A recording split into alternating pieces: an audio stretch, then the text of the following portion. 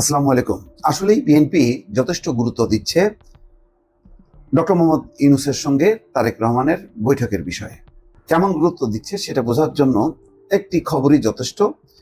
Doctor Yunus Tarique বৈঠক, লন্ডনে গেলেন বিএনপি নেতা আমির খসরু মাহমুদ চৌধুরী। দর্শক বুঝতেই পারছেন, ঢাকা থেকে আমির খসরু মাহমুদ চৌধুরী যাচ্ছেন লন্ডনে, যে ডক্টর মোহাম্মদ ইউনূস এবং তারেক রহমান যে বৈঠক করবেন সেই বৈঠকের আগে হয়তো সরাসরি কিছু সলা পরামর্শ করবে এবং কি কি আলোচনা হইতে পারে তার বিস্তারিত দিক ঠিক করার জন্য আমির খসরু মাহমুদ চৌধুরী ঢাকা থেকে লন্ডন গেছেন। তিনি ঢাকায় বসেই বা তারেক রহমান লন্ডন থেকেই ভার্চুয়ালি যুক্ত হয়ে সলা পরামর্শ করতে পারতেন, কিন্তু না, তিনি একেবারে সরাসরি গেছেন। এই যাওয়ার মধ্য দিয়ে প্রমাণ হয় বিএনপি যথেষ্ট আন্তরিক এবং বিএনপি চায় যে ডক্টর মোহাম্মদ ইউনূসের সঙ্গে যে দূরত্ব আছে সেই দূরত্ব কমিয়ে যাতে একটা সুন্দর নির্বাচনের মধ্য দিয়ে সামনে যে একটা নির্বাচিত সরকার আসতে পারে তার পথটাকে প্রশস্ত করতে, এবং এটা আন্তরিকতা আছে বলেই কিন্তু তারেক রহমান এই বৈঠকে রাজি হয়েছে। এত তিক্ততা, দূরত্ব এবং একতরফা যে নির্বাচনের ঘোষণার পরও বিএনপি বসতে চাচ্ছে শুধু একটা মাত্র কারণে, যে বিএনপি অহেতুক আর আন্দোলনের নামে এমন কোনো পরিস্থিতি চায় না যেখানে অন্য কোনো পক্ষ এর সুযোগ দিতে পারে, যাতে আলাপ আলোচনার মধ্য দিয়েই সংকটটা নিরসন করা যায়, দূরত্ব দূর করা যায়।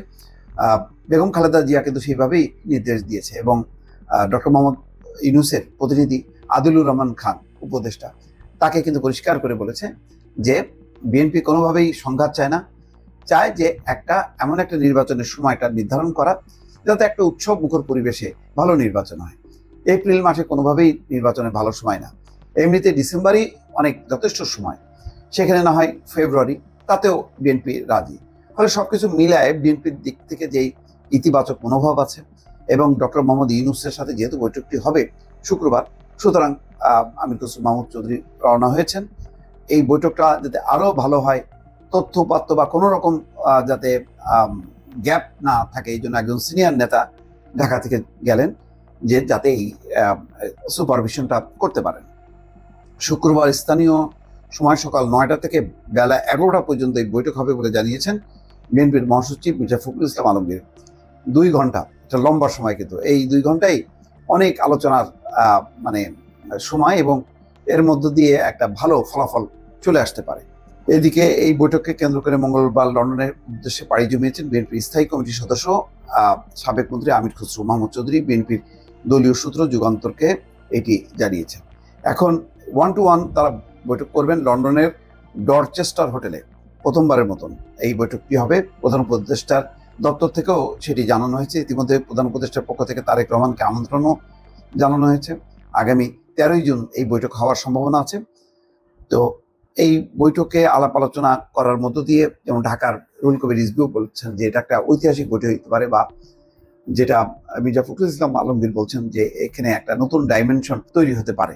তো সবকিছুর সম্ভাবনার দিকে তাকিয়ে আছে। একটাই বিএনপি চাওয়া, যাতে আলাপ আলোচনার মধ্য দিয়েই সমস্যার সমাধান হয়।